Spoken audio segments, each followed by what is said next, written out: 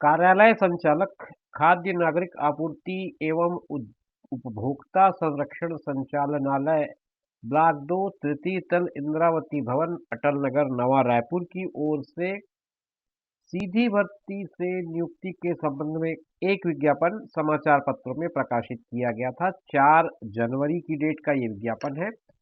विज्ञापन कब प्रकाशन हुआ है ये मुझे स्मरण नहीं है, परंतु जो विज्ञापन की तिथि बताई गई है वो 4 जनवरी की है। इसमें आपको कुछ जानकारियां दिख पा रही होंगी। ये जो कटिंग है, ये एक न्यूज़पेपर की कटिंग है जो आपको भी देखने को मिली होगी। अब इसमें जो बातें कही गई हैं उसमें मूल बात है खाद्य एवं नागरिक आपूर्ति निरीक्षक, ये पद का नाम है। और इस पद में लेवल 7 का L7 का ग्रेड पे है। कुल पद 84 है। शैक्षणिक योग्यता केवल स्नातक निर्धारित किया गया है। कोई भी ग्रेजुएट इसमें अपीयर हो सकता है। किसी तरह की कोई साइंस, आर्ट्स, कॉमर्स ऐसी फैकल्टी का कोई स्पेसिफिकेशन नहीं है। ये छोटी सी जानकारी प्रकाशित की गई है। इसका लबोलुआब क्या है, परीक्षा कब होगी, कैसे होगी, कौन लेगा, क्या तरीका होगा, ये सारी जानकारी मैं आपके लिए लेकर आया हूं। आइए बात कर लेते हैं इस पूरी जानकारी के बारे में। ये इस पूरे विज्ञापन का मूल सार आपको इसमें देखने को मिल जाएगा, क्योंकि ये जो परीक्षा होगी उसको व्यापम कंडक्ट करने वाली है। आप जान लें इस बात। परीक्षा की कंडक्शन जो का काम है, यानी कंडक्टिंग अथॉरिटी होगी सीजी व्यापम। तो एक जानकारी ये है। दूसरी जानकारी, पोस्ट का नाम क्या है वो समझ ले। खाद्य नागरिक आपूर्ति निरीक्षक ये पद का नाम है। FCFI एग्जाम का नाम है। और इसकी आवेदन पत्र की भरने की जो तिथि है वो 7 जनवरी 2022 से शुरू हो चुकी है। मतलब ऑलरेडी आज की डेट पे इसका लॉगिन स्टार्ट हो गया होगा। अगर आपने भर लिया तो बहुत अच्छी बात है। फिर भी अगर आप कुछ समझना चाहें तो जरूर ये वीडियो आपके काम का हो सकता है। नमस्कार, मैं आपके सामने हूँ जीरो पीरियड लेकर। जीरो पीरियड में इसी तरह की नई नई जानकारियाँ और नए नए वीडियोस लेकर मैं आता रहता हूँ, ताकि आपके साथ कुछ बातें कर सकूं और कुछ जानकारियां साझा कर सकूं। इस परीक्षा के लिए 7 तारीख से गेटवे खुल चुका है। लॉगिन आप करके अपनी एंट्री सबमिट कर सकते हैं। ये चलेगा 30 जनवरी तक, मतलब महीने के आखिरी तक ये चलेगा, 11:59 रात तक के। तो आपके पास पर्याप्त समय है, आप इसमें आवेदन कर सकते हैं।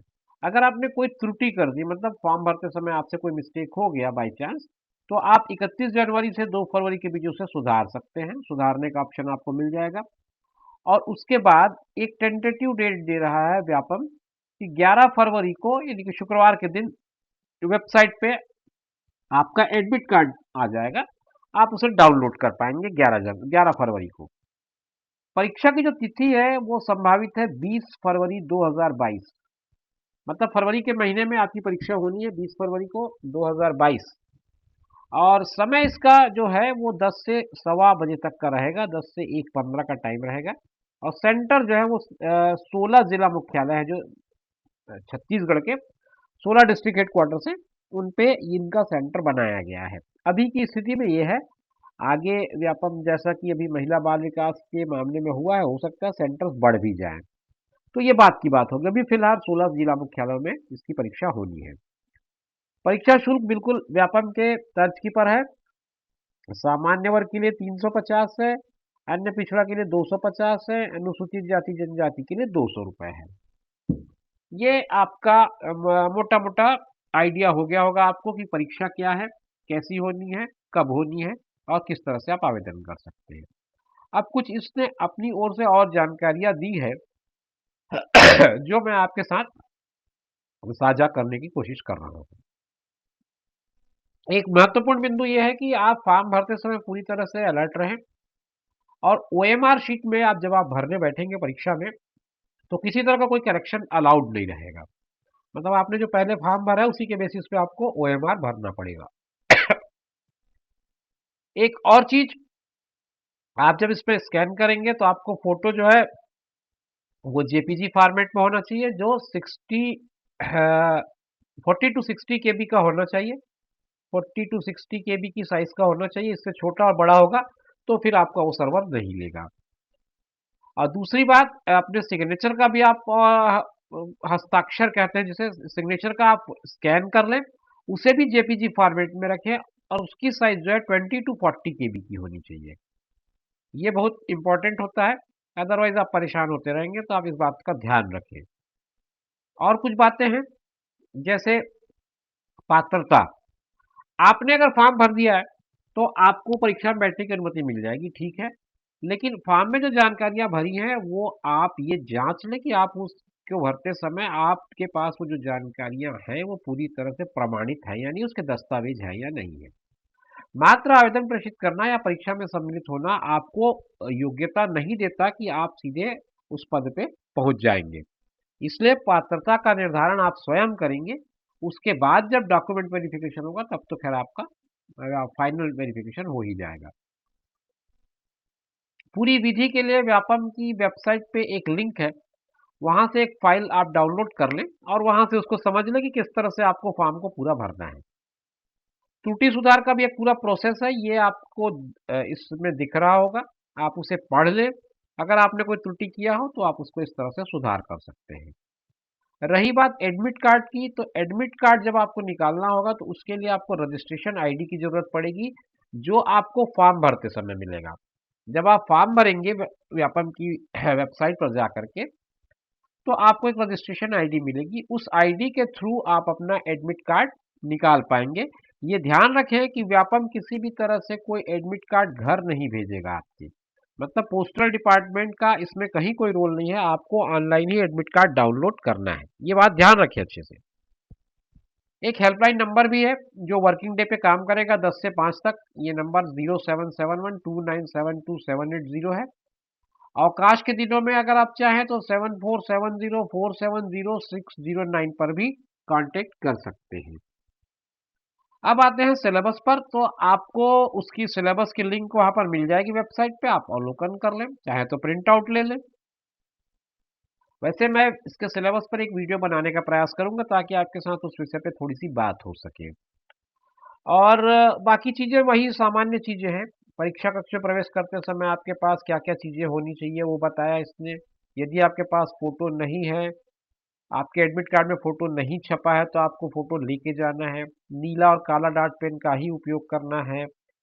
मूल एक आपका ओरिजिनल आईडी एक बहुत जरूरी है। ओरिजिनल आईडी कहने का मतलब आपके पास या तो पासपोर्ट हो, आधार कार्ड हो, ड्राइविंग लाइसेंस हो, पैन कार्ड हो, वोटर आईडी हो, ये जो है वो आपके ओरिजिनल आईडी के फॉर्म में होने चाहिए। इनमें से कोई भी एक चलेगा, आधार कार्ड है तो ठीक है, ड्राइविंग लाइसेंस है तो भी ठीक है।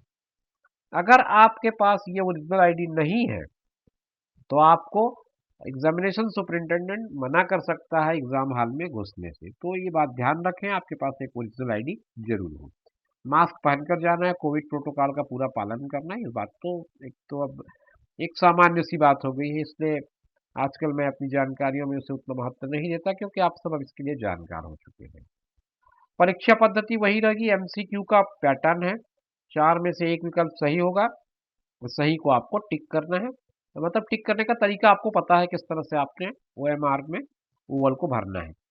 और ऋणात्मक मूल्यांकन का प्रावधान है। मूल्यांकन पद्धति को भी मैं स्पष्ट कर दूं, आपके 4 अगर गलत अंक हैं तो वो 1 अंक को काट देगा, मतलब 4 गलत उत्तर 1 सही उत्तर के शून्य करने के लिए पर्याप्त है। मतलब 1/4 मार्क्स हर एक निगेटिव आंसर से कटने हैं। तो 4 निगेटिव आंसर मतलब 1 पॉजिटिव आंसर के इक्वल हो जाता है। तो आप ये ध्यान रखें, तुक्का ना लगाएं। इस बात से आप बचें कि अगर आपको प्रश्न के उत्तर के संबंध में पूरी तरह से जानकारी नहीं है, पुख्ता नहीं है, आप तो छोड़ दें, ज़्यादा बेहतर होगा। ये सारी चीज़ें थी।